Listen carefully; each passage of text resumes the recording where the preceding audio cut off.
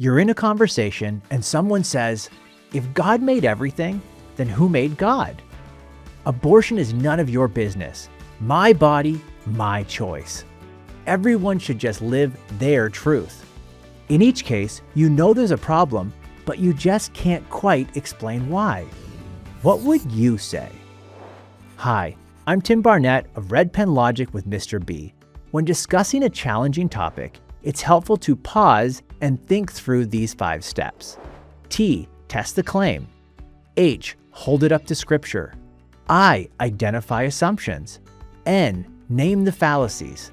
K, know what you're talking about. In this episode, I want to talk about I, identify assumptions.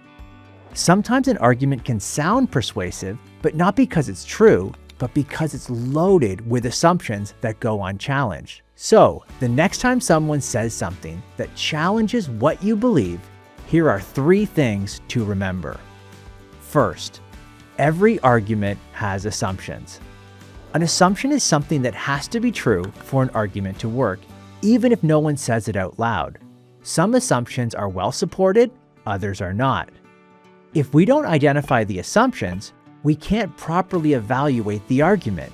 They're the invisible foundation beneath the argument, and because they're invisible, they often go unchallenged. In a previous video, we compared an argument to a house. The reasons are the walls, and the conclusion is the roof.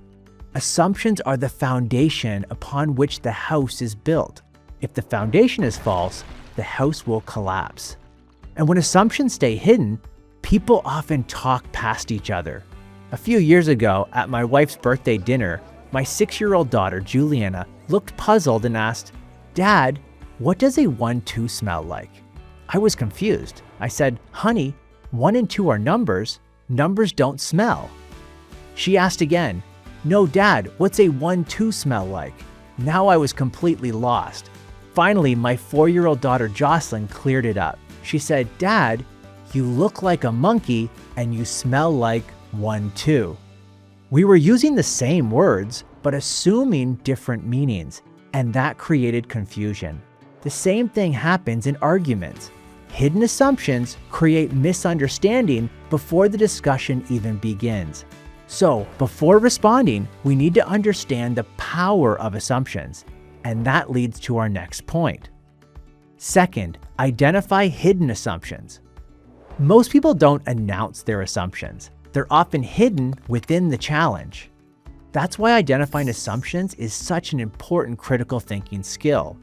When you hear a challenge, pause and ask a few simple questions. What must be true for this claim to work? In other words, what is being assumed? Just take the challenge, who made God? What is being assumed here? The questioner is assuming that God was made. Or take the slogan, my body, my choice. Again, what must be assumed for this slogan to work?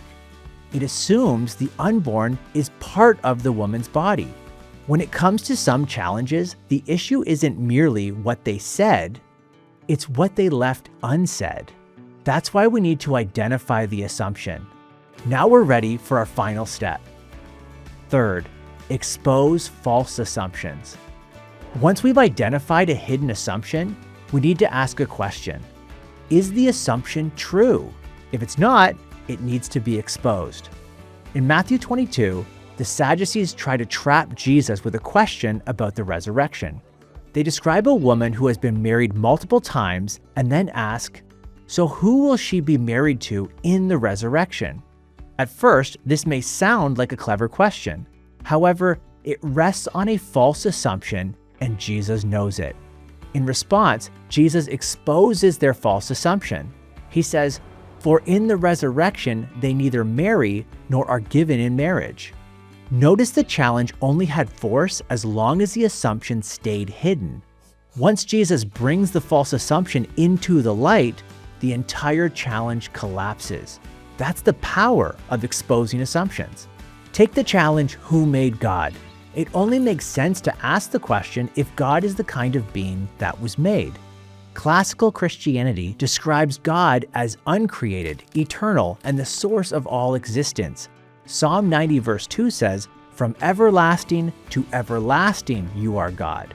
When someone says, my body, my choice, they are falsely assuming the unborn is part of the woman's body. However, the unborn is a distinct human being from the mother's body. Challenges like these only work as long as the assumptions stay hidden. Once the false assumption is exposed, the force of the challenge disappears. That's the power of exposing false assumptions.